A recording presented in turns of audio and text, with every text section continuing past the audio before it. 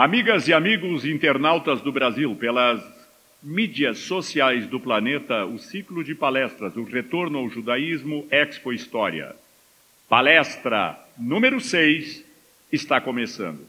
Os séculos 6 e 5 antes da Era Comum, o cativeiro, Ciro e a libertação, o retorno, Esdras e Neemias, a construção do segundo templo, o helenismo, os macabeus, a exceção do desenvolvimento científico-tecnológico da humanidade, ocorrido nos séculos 18, 19 e 20 da Era Comum, os séculos 6 e 5 da Era anterior apresentaram as mais extraordinárias figuras do pensamento, como Zoroastro, Lao Tse, Mahavira, Siddhartha Gautama, Buda, Confúcio, entre muitos outros. Esta explosão de inteligência não ficou restrita ao campo religioso. Na Grécia, construiu-se a Acrópole. Navegadores fenícios circunnavegavam o continente africano, partindo do Mar Vermelho, com duração de 3 anos. Tales de Mileto, do famoso Teorema de Tales, predisse, por vez primeira, um eclipse solar. Seu discípulo Anaximandro estipula que toda a vida nasceu a partir de um fluido. Parmênides antecipa em 2000 anos ideias cartesianas. Para ser, é preciso pensar. Melissos de Samos propõe a doutrina da existência de um ser imutável e ilimitado no tempo e no espaço. Xenófanes, fundador da escola eleia, desenvolve uma espécie de monoteísmo panteísta, utilizando a sátira e o humor, como se os burros soubessem pintar e seus deuses seriam asnos. Na Índia, 2 médicos, Atreya e Suhrata, realizam cirurgias de catarata e hérnia. Pitágoras ensina que Terra, Sol, Lua e planetas giram no universo em torno de um fogo central. Ésquilo e Sófocles rivalizam no teatro grego, o drama e a tragédia. Solon, o legislador, anula a escravidão por dívidas. Heráclito teoriza que tudo flui, dirigido pelo imutável Logos. Babilônios criam o jardim suspensos de Semíramis e erguem um templo para o deus Marduk, com 92 metros de altura. Oliveiras gregas são transplantadas para a Itália. A seda chinesa é introduzida na Europa. Homens começam a usar calças ao invés de túnicas. Banqueiros e mercadores sofisticam transações financeiras. Astrônomos introduzem o calendário lunar de 354 dias. Creso, o grande milionário, rei da Lídia, cunha moedas de ouro com efígie humana. No Capitólio de Roma, ergue-se o templo de Júpiter. Em Atenas, conclui-se o Partenon. Na passagem do século VI para o século V, a Grécia tem 3 milhões de habitantes. Em Atenas, vivem 50 mil homens livres e 100 mil escravos. A população mundial nesta época é calculada em 130 milhões de habitantes. Em Judá, restam somente 100 mil hebreus. Na diáspora, cerca de 350 mil. No início do século V, os persas desistem da conquista da Europa quando derrotado pelos gregos na Batalha de Maratona, que dá nome à prova atlética, bem como aos Jogos Olímpicos. Isso em 490. No ano de 480, Temístocles derrota os persas na Batalha Naval de Salamina. Na Grécia, Aristófanes, o comediógrafo, os matemáticos Pitágoras, Eurípides, Euclides Heráclito, o cientista político Péricles, os filósofos Zeno, Diógenes, Sócrates e Platão mostravam a grandeza da mente humana. Junto aos rios da Babilônia, judeus e seus lamentos. Uma nova geração prepara o retorno a Judá.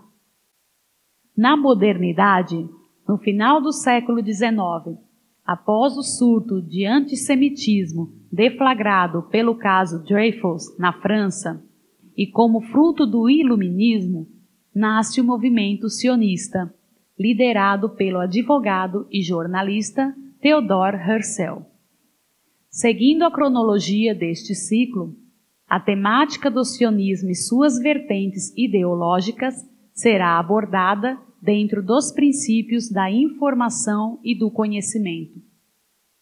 Os profetas atribuem a diáspora fundamentalmente ao crime de corrupção e da injustiça social.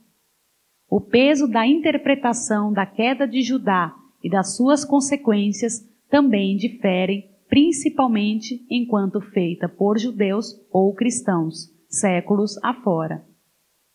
Segundo a ótica cristã, a missão de Israel estava terminada. Para o povo judeu, era o fim de um ciclo histórico, bem como o início de outro. Israel fora punido, não rejeitado. Das cinzas do fogo que destruiu o templo, nasce uma metamorfose. Israel assume o papel do judaísmo, portador de uma mensagem messiânica dupla, contendo a promessa da reinstalação do povo na terra de Israel, a redenção de Jerusalém e Sião, e a visão universalista de um mundo de paz e justiça, nascido do reconhecimento do Deus único.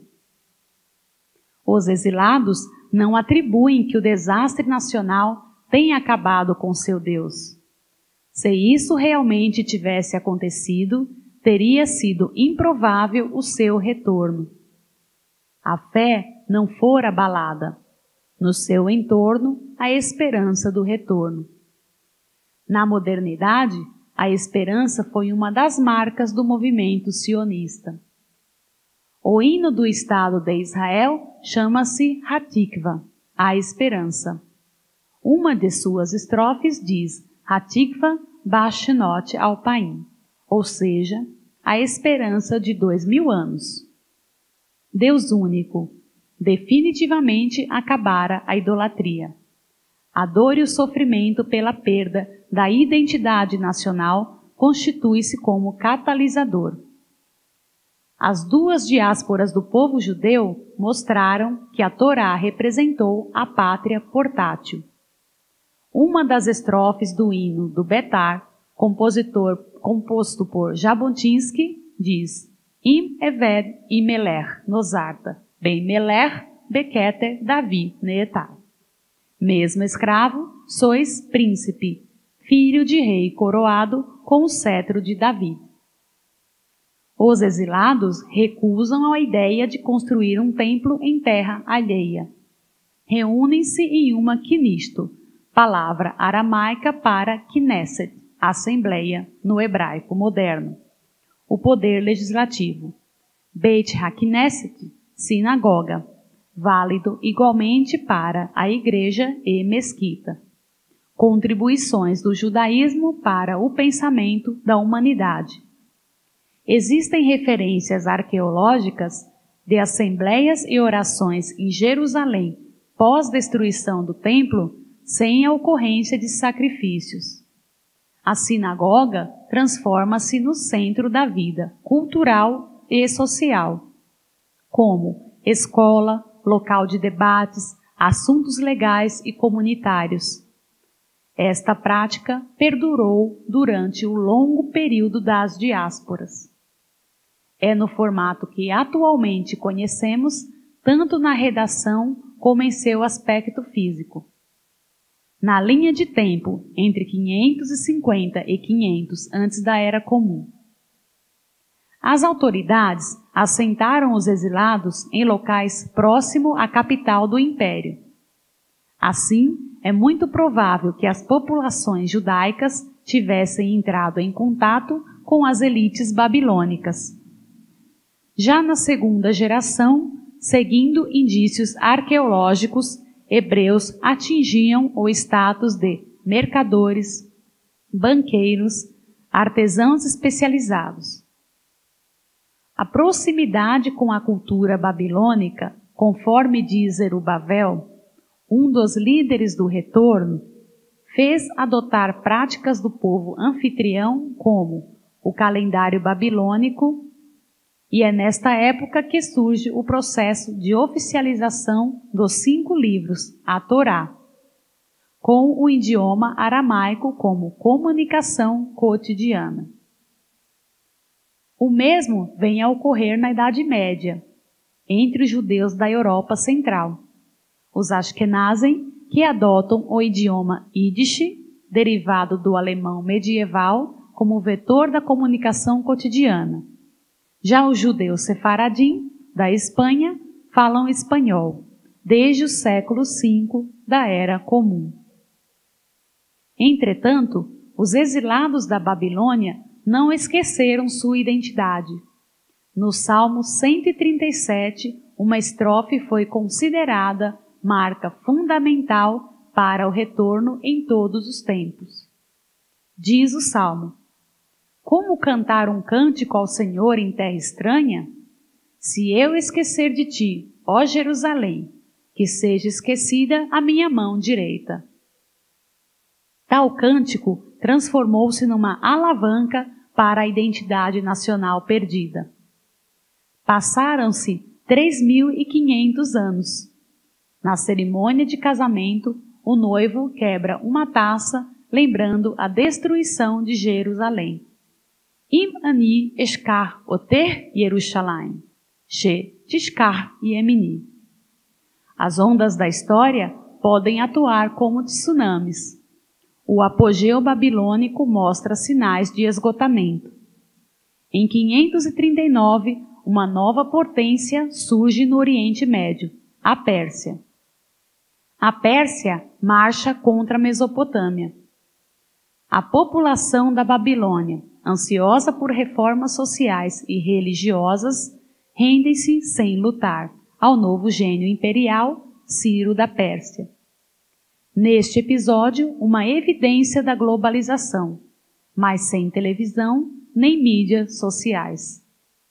Na modernidade, o conflito Irã contra o Iraque. Ayatollah Khomeini, um xiita, e Saddam Hussein, um sunita. 8 anos de guerra, mais de 1 milhão de mortos, bilhões de dólares desperdiçados e apenas um vencedor plurificado: fabricantes e mercadores de armas. Babilônia cai. O imperador Ciro assume o Império Mesopotâmico.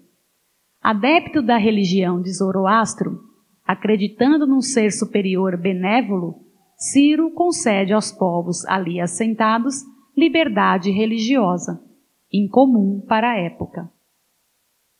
O notável dramaturgo grego Ésquilo, em 472 antes da Era Comum, estreia a peça Os Persas, onde se refere a Ciro como o mortal abençoado pelos deuses que levou a paz aos que lhe eram leais. 2000 anos depois, a Inquisição espanhola e seus métodos torcionários, quando foi utilizada a religião para as práticas de tortura. Historicamente, isso é uma vergonha. Ciro liberta o exilado povo judeu. Uma curiosa simetria na história judaica. Ur ficava na Caldeia mesopotâmica, de onde o pai Abraão inicia sua caminhada rumo à terra prometida. Diz o profeta Isaías: o Senhor que abriu a Israel uma passagem através do mar, abre-lhe agora uma via pelo deserto, reconduzindo seu povo à cidade para reconstruir o segundo templo. Na modernidade, em 1948, após a proclamação da independência do Estado de Israel, populações iemenitas são embarcadas em aviões israelenses, fervorosamente religiosos, acreditavam que os aviões representavam anjos enviados pelo Deus de Israel. Entretanto, nem todos os judeus babilônicos aproveitam o Édito de Ciro. Ficam na Babilônia e tornam-se fundadores de uma progressista comunidade que terá uma história ininterrupta de 25 séculos, passando pelos califados de Omar, os Omíadas, e Abássidas, com influência direta nos séculos de ouro da Espanha, cuja temática será abordada neste ciclo. Na modernidade, após a proclamação da independência de Israel em 1948, judeus iraquianos desembarcam em Israel. Em 1961, o Iraque recebe armamento soviético, dentre os quais aviões MiG-21, o mais moderno para a época. E é aí que o serviço de inteligência israelense ganha prestígio mundial. Um avião MiG-21 iraquiano é desviado para a Turquia e de lá para Israel, onde é rigorosamente analisado. Tal episódio provavelmente tenha sido muito bem aproveitado na Guerra dos 6 Dias em 1967, onde cerca de 500 aviões MiG de fabricação soviética foram destruídos no solo pela Força Aérea Israelense. O retorno a Judá é encabeçado por Sheshbazzar, descendente da dinastia de Davi. O tesouro persa lhe provê recursos, permitindo ainda que saiam com suas riquezas e objetos do templo, levados por Nabucodonosor. Durante a Segunda Guerra Mundial, a administração nazista sequestra e saqueia bens dos judeus, em plena civilização ocidental do século XX. Isso é uma vergonha. O livro de Neemias fala em 42.360 pessoas que retornam a Judá e mais 7.337 servos. Jerusalém está semi-abandonada, a terra incultivada. Yoshua e Zerubabel constroem um altar provisório e iniciam a construção de um novo templo. Os samaritanos, assentados pelos assírios, se oferecem para tal construção, porém não são aceitos, pois seus costumes e atos religiosos e litúrgicos diferem das práticas e rituais judaicos. Interpretam-se os escritos de Ezequiel como os que vieram eram idealistas, não aventureiros. Vieram para reconstruir a terra de Israel, não por motivos econômicos. Vieram resgatar a herança física e espiritual dos antepassados. Na modernidade, o retorno a Sion, pela ação do sionismo, ocorre algo bastante similar. Os pioneiros, em hebraico, Halutzim, vêm à terra de Israel com o mesmo objetivo. As aldeias agrícolas coletivistas e as cooperativistas, desde o início do século XX, foram a espinha dorsal para o desenvolvimento econômico social, tendo de enfrentar ainda problemas com segurança e intolerância dos vizinhos. O princípio isolacionista diante dos samaritanos não pode ser mantido indefinidamente. Um crescente número de intercasamentos resolveu parcialmente o problema, mas abriu brechas para que inconformados começassem a agir de forma predatória por parte dos samaritanos e edomitas. Talvez tenha sido mais um problema de segurança do que propriamente de identidade.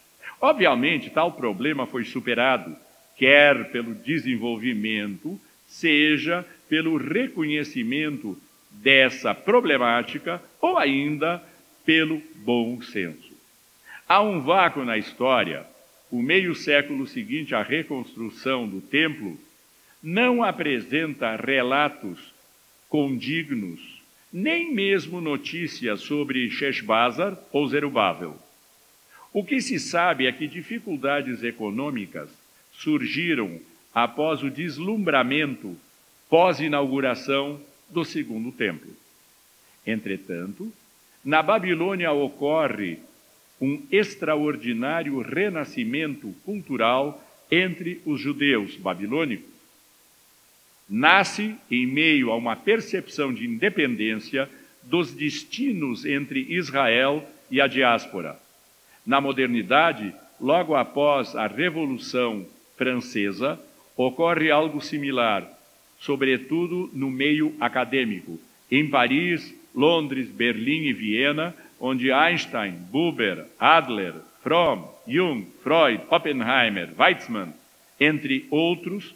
No mundo econômico, os judeus norte-americanos criam uma nova civilização com imediatos reflexos no campo científico e tecnológico, artístico, intelectual e do conhecimento. Música, teatro e cinema são levados aos 4 cantos do mundo.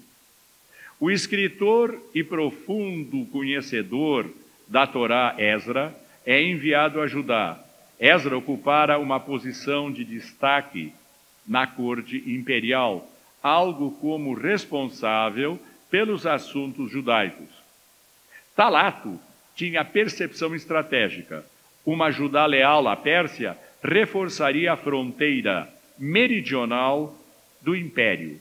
Assim, o próprio imperador Artaxerxes participa da campanha para auxiliar Judá.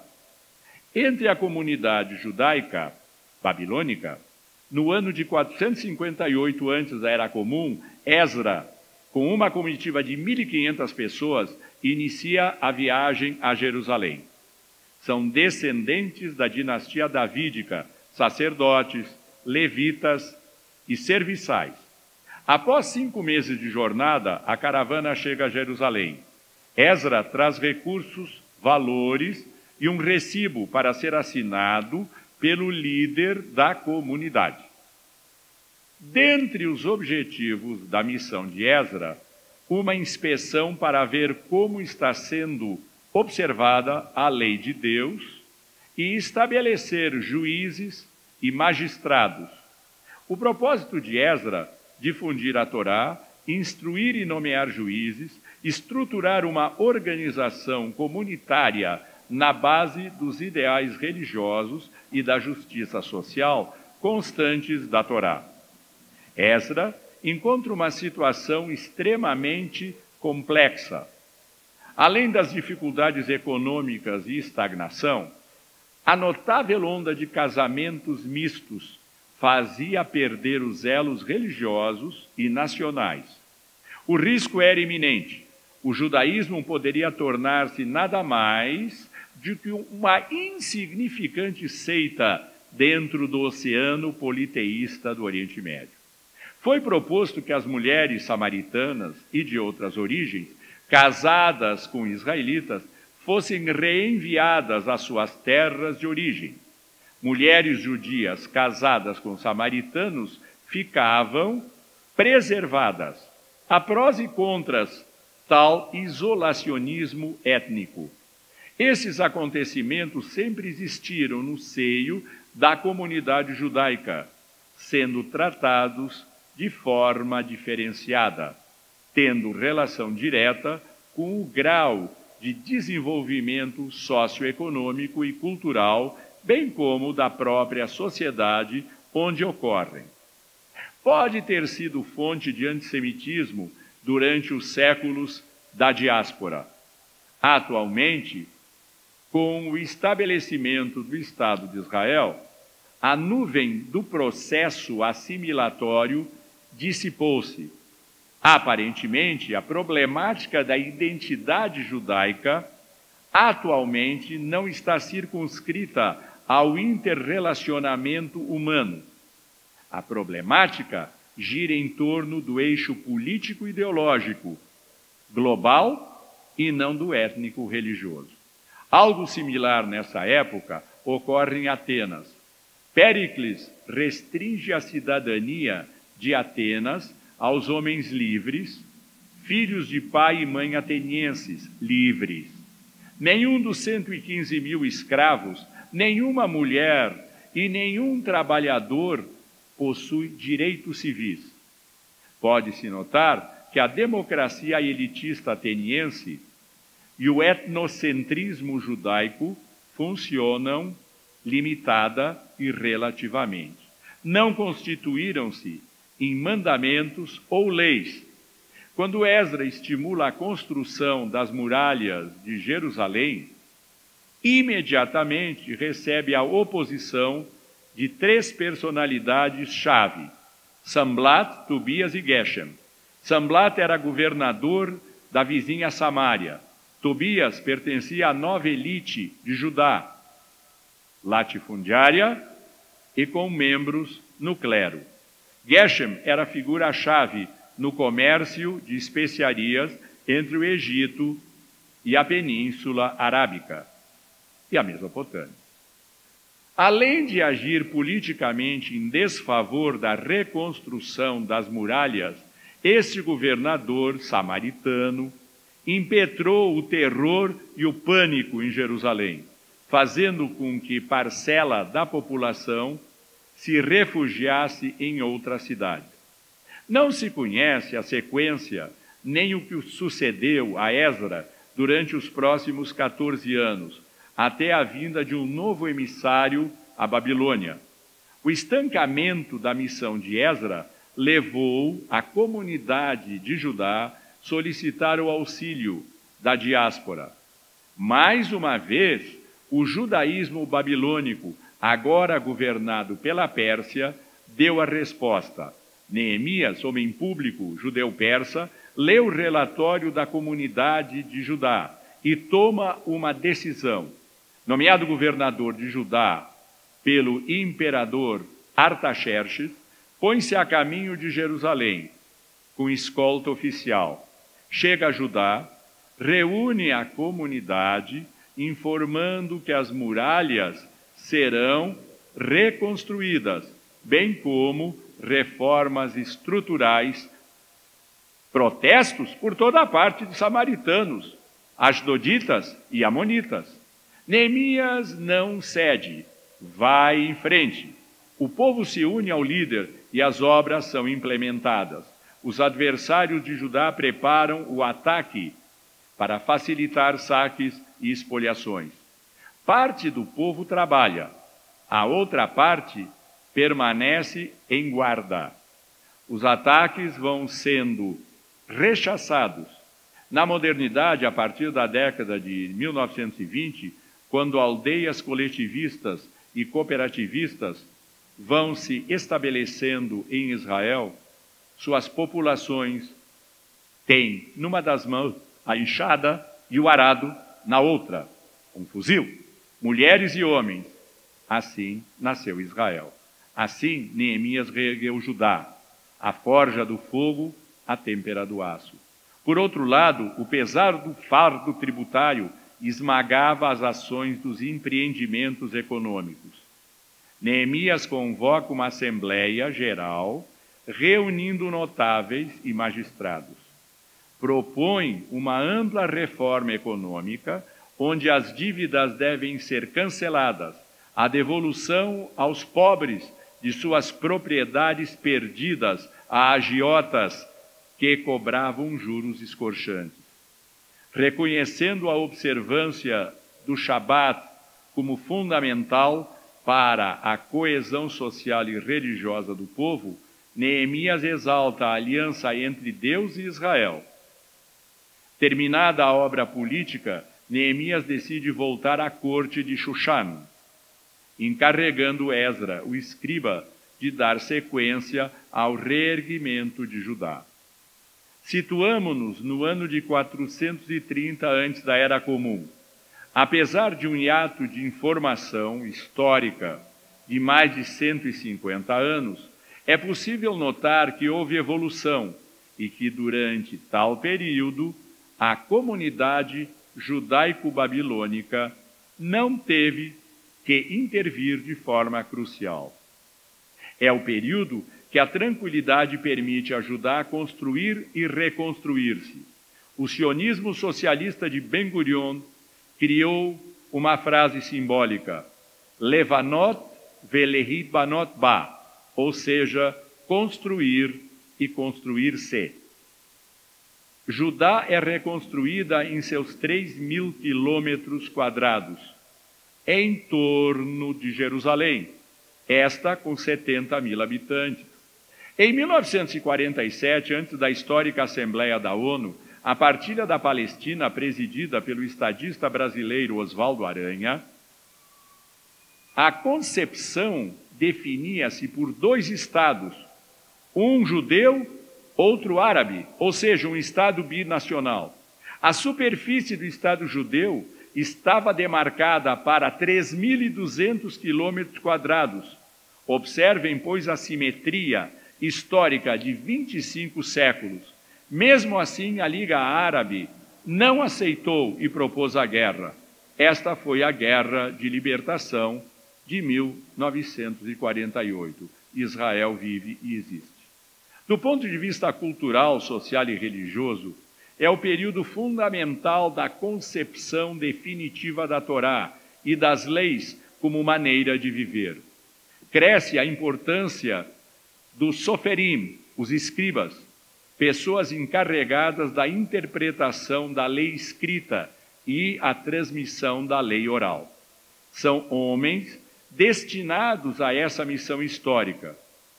E o que se considera um sofer, nessa época, é aquele que se distingue pela inteligência e a sabedoria. Em hebraico, a palavra chokhmah, largamente usada na Cabala. No dizer de historiadores isentos, os sábios tomam o lugar dos sacerdotes na direção da nação. O que vamos dizer agora é fundamental que entendamos o elo entre Israel antiga e Israel moderna. Na década de 1940, Ben-Gurion, ateu e socialista, reunia em sua casa cientistas como Chaim Weizmann, juristas como Yitzhak Ben-Zvi, filósofos como Martin Buber, Joseph Klausner, Berl Katznelson, políticos da esquerda, do centro e da direita, liam e interpretavam a Torá, as leis e os ensinamentos. Israel moderno não tem uma constituição, tem a Torá, a antiga pátria portátil do povo judeu. O profetismo está extinto, mas a criatividade não. Sob a influência babilônica e persa, nasce a literatura apocalíptica e escatológica do fim dos tempos, do fim do mundo. Fala-se sobre o paraíso, o inferno, a morte, a ressurreição, a alma e a imortalidade. A pergunta de difícil resposta paira no ar como a eterna dúvida: por que os maus prosperam e os justos vivem na penúria? O período é alavancado para o conhecimento que marcou o povo judeu para a história. A praxe adotada na leitura dos trechos da Torá e dos profetas, nas sinagogas, transforma-se na infraestrutura da democratização do ensino, a instrução, permanência do privilégio das elites. A casa de oração serve simultaneamente de escola. A Bíblia é a cartilha. Religião e história se entrelaçam, lei e vida se cruzam. Eis a maneira judaica de viver. Daí surgindo torrentes de prosélitos em distintos estágios, que desaguarão no mar de uma nova religião monoteísta. Na modernidade, dentre os 20 países desenvolvidos do mundo, Israel ocupa o 14º lugar no ranking do Depósito Mundial de Patentes Científicas, com mais de 1.500. Nos institutos científicos e nas universidades israelenses, o discípulo tem o dever e a liberdade de indagar e de inquirir o mestre até a exaustão. Isso é praxe. No idioma hebraico existem duas distintas palavras para a expressão porquê. Para quaisquer designações, utiliza-se o termo comum lama. Entretanto, quando a pergunta designa alguma indagação mais profunda, utiliza-se o termo madua. Madua deriva do verbo ladad, conhecer ou saber, e yeda quer dizer ciência ou conhecimento. Isso tem 30 séculos de existência. Vamos abordar o período grego. O Império Persa manteve-se por 2 séculos. Depois de uma idade de ouro, caiu apodrecido, gula e imoralidade. Ciro criou esse império, Dario o consolidou, Xerxes o herdou. Morreu assassinado e seu algoz, por sua vez, foi morto por Artaxerxes. Seu sucessor, Artaxerxes II, foi assassinado por Dario II. Artaxerxes matou seu filho, conspirador, e assim sucedeu até que Dario III é morto por um dos seus generais. Depois da derrota sofrida na batalha de Arbela contra as falanges macedônicas de Alexandre Magno, no ano de 331 antes da Era Comum, no curto espaço de 10 anos, Alexandre Magno estabelece domínio grego, desde Atenas até o Golfo Pérsico, passando pela África e pela Índia. Cidades do Oriente Médio passam a receber soldados, mercadores, artistas, escritores, intelectuais e cientistas gregos. A cultura helênica predomina e irradia conhecimento. No Egito, a cidade de Alexandria torna-se a maior metrópole do mundo. Ultrapassa como centro cultural a própria Grécia. Alexandria tem uma biblioteca com mais de 5 milhões de livros. Mas o Oriente reage. O racionalismo ocidental cede à magia, à alquimia, ao misticismo, ao fatalismo oriundo do Oriente. Esta influência é determinante junto às nações mediterrânicas. A religião oriental, que se revela consolação para muitos, acaba sendo adotada pelas populações mediterrânicas, como síntese de uma nova fé. Judaio-helenismo. Com a morte de Alexandre Magno, em 323 antes da Era Comum, seu império é retalhado entre os seus generais. O Egito fica com Ptolomeu, a Síria cabe a Seleuco, a terra de Israel é disputada pelos dois por 20 anos. Os dois generais lutam por Judá. Calcula-se que, neste período, cerca de 100 mil judeus fugiram para o Egito ou foram deportados como escravos por Ptolomeu.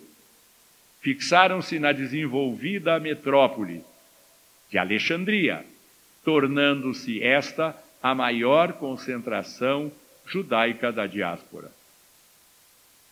Desenvolveu-se uma cultura judaico-egípcia, somente interrompida em 1956, com a campanha do Sinai e as ações do ditador egípcio Gamal Abdel Nasser, instaurador da teoria do panarabismo. Nasser faleceu em 1970, 3 anos após a Guerra dos 6 Dias de 1967. No ano de 301, Ptolomeu assume a terra de Israel, concedendo aos judeus, como a outras etnias, ampla autonomia em seus aspectos internos. Exceção de política externa e assuntos militares, Judá possui características nacionais. O reconhecimento das leis ancestrais por parte de Ptolomeu faz da Torá a lei do país. As leis sociais e da justiça foram mantidas. A população mundial é calculada, nesta época, em 250 milhões. A população judaica, cerca de 500 mil, ou seja, 0,2%, 300.000 em Judá, Alexandria e cidades babilônicas. Ao fim do século III, a luta pela terra de Israel é reiniciada. No ano de 198, Seleucidas ganha a hegemonia. Antíoco confirma o direito dos judeus de se governarem pelas suas próprias leis. Entretanto, devido a aspectos econômicos e sociais, parcelas do povo judeu assimilam conceitos helenísticos de vida, de hábitos, costumes e até da mitologia. Trata-se de uma verdadeira simbiose cultural. Há um nítido confronto entre helenismo e judaísmo. De um lado, artes, filosofia e ciências gregas. Do outro, moralidade e religiosidade judaica. A luxuriante mitologia grega pulula de deusas e deuses que vivem, dançam em alegre promiscuidade, enquanto os judeus vivem uma austeridade religiosa. Na Grécia, o pensamento dos filósofos é propriedade das elites. Em Judá, a harmonia de propósitos entre o povo e os expositores da lei. Seleucidas e Ptolomeu vão novamente à guerra. Antíoco expande seu império, indo da Ásia Menor, Golfo Pérsico até o Rio Nilo. Mas uma nova potência surge no cenário mundial. É Roma, vigindo o regime do consulado. O cônsul é uma espécie de primeiro-ministro da época. Pompílio Laenas exige a imediata retirada das tropas helênicas do Egito. Sem opção, Antíoco executa a retirada. Frustrado, furioso e falido, Antíoco passa por Jerusalém. Em 168, assalta o templo com saques e pilhagens. Costumes helênicos tentam ser implantados pela força das armas, proibindo-se as comemorações de Shabat, as leis alimentares e a circuncisão. Outro sim, nesta época, os manuscritos do Mar Morto, encontrados em Qumran, refletem a luta dos filhos da luz contra a idolatria. O Templo de Jerusalém é transformado em santuário de Júpiter e sangue de porco é derramado no seu altar, tal como ocorreu na Inquisição. Patrulhas helênicas obrigam judeus a participar de cultos idólatras e consumir alimentos impuros. O lema era paganismo ou morte. Nasce aí o Kiddush Hashem, a santificação do nome de Deus. O ideal, martírio, como supremo ato de nobreza e coragem, ou seja, morrer a transgredir os atos da fé. Vamos abordar os macabeus. Matatias, da família sacerdotal dos Hashmonaim, transforma-se juntamente com seus 5 filhos, Jonatan, Shimon, Yohanan, Yehudá e Eleazar, como catalisadores da resistência, não somente soldados greco-sírios, mas também colaboradores judeus. Deflagra-se a revolta, que em hebraico quer dizer Meret. O ponto inicial nasceu em Modi'in, quando macabeus executam uma patrulha greco-síria e seus colaboradores judeus.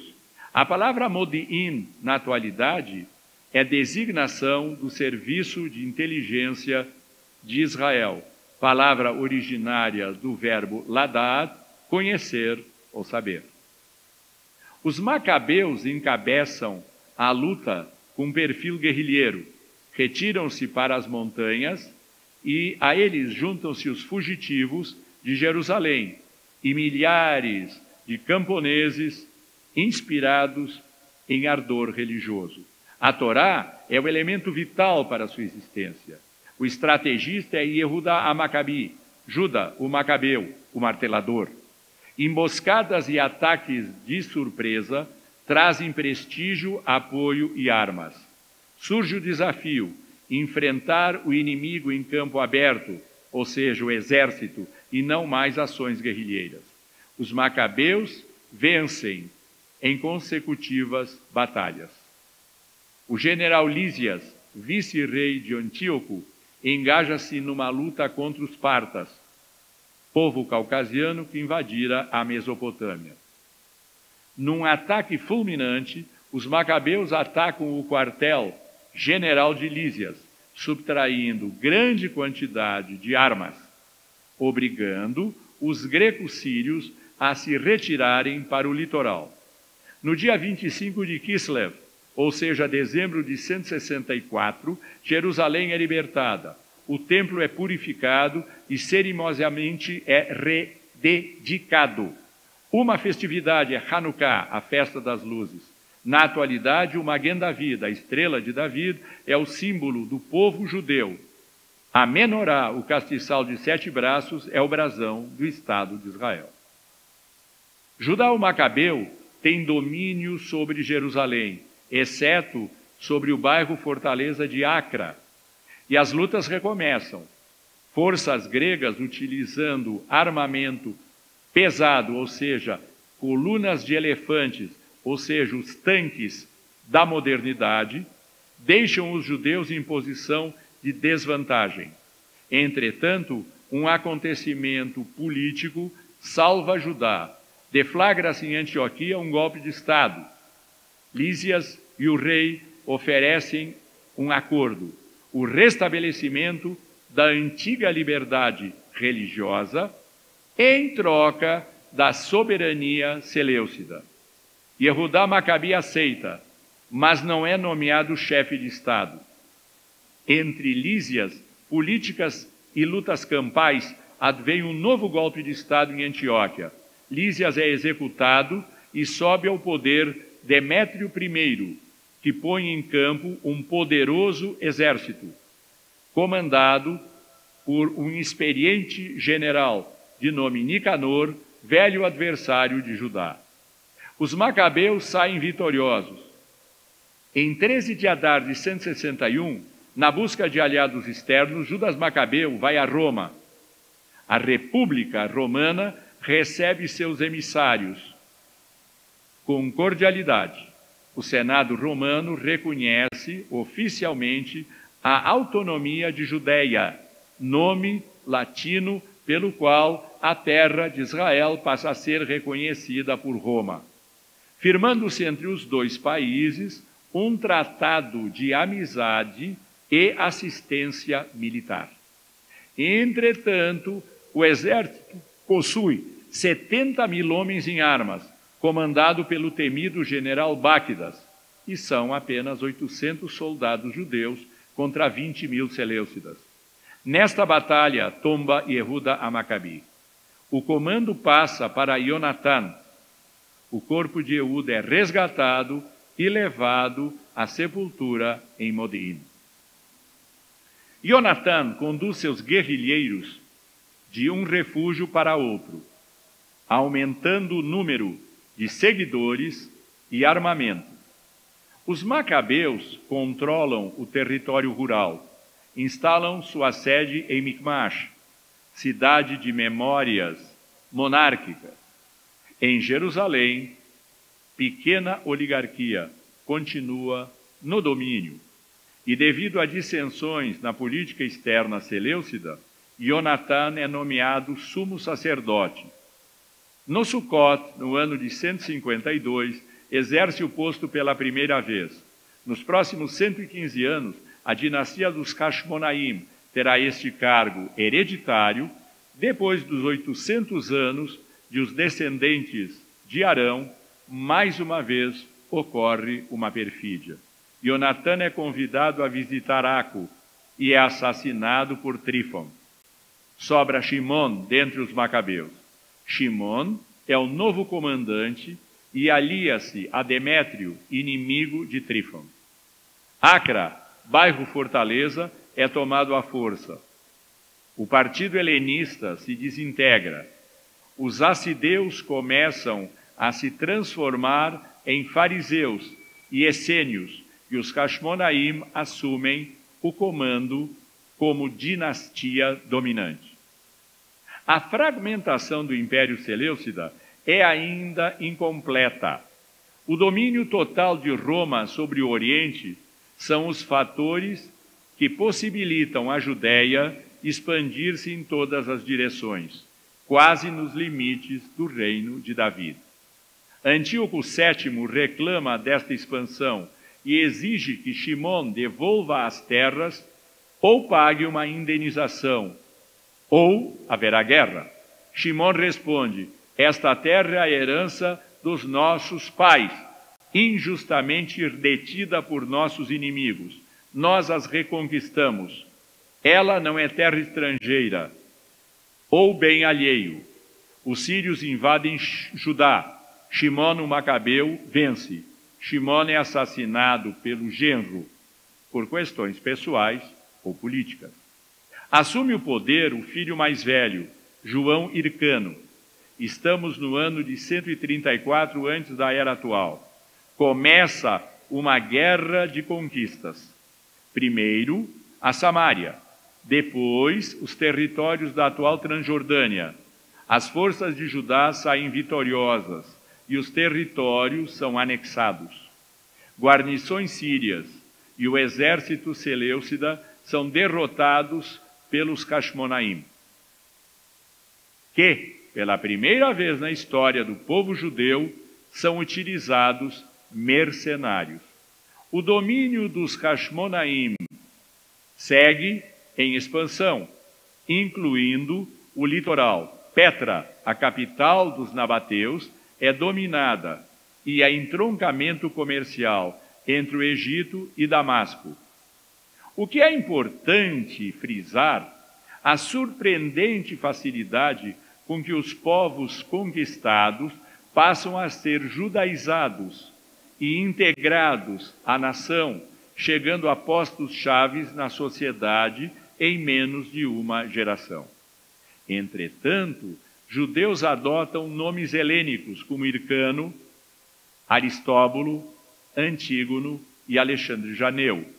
Os fariseus desapontam-se com tais formações.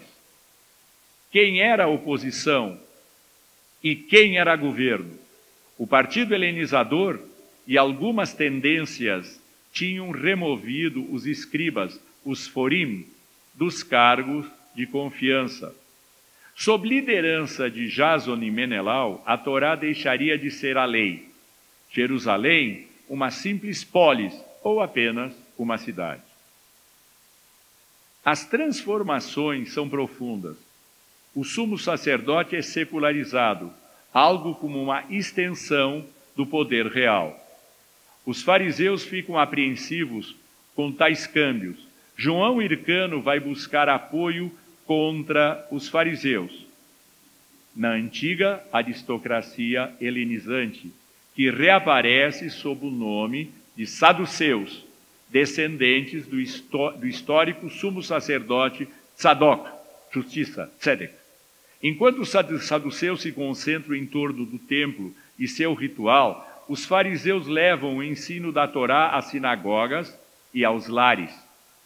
Há também profundas diferenças teológicas entre fariseus e saduceus. O perigo residia no múltiplo antagonismo. Partidos políticos antagônicos, organizações sociais, adversárias, seitas religiosas polarizadas.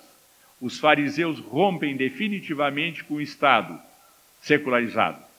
O governo responde cedendo aos saduceus o predomínio absoluto da corte e do templo.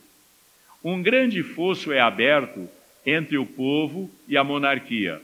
Durante a festividade de Sukkot, o povo, ao discordar da forma heterodoxa da condução da liturgia, atira frutos cítricos típicos de Sukkot no rei. Mercenários matam cerca de 6.000 pessoas. A guerra civil mata 50.000 judeus. Fariseus podem até pedir a intervenção de Demétrio III, por não aguentar o despotismo real. Demétrio atende ao chamado, mas um exército popular o expulsa. colocando Alexandre Janeu no poder. Porém, não dura muito. Morre embriagado. Sucede-lhe Salomé Alexandra, sua mulher, irmã de Shimon ben Shetar, o mais privilegiado líder fariseu. Seu governo dedica esforços à educação e relações exteriores, tendo dobrado o tamanho do seu exército. O Oriente Médio, incluindo a Judéia, é palco de sangrentas guerras civis. Milhares de mortos. O ano é de 63 antes da atual era. As legiões romanas, comandadas por Pompeu, invadem o Oriente Médio. Territórios são declarados romanos. O lema divide et impera, o dividir para governar, é aplicado com todo o seu rigor.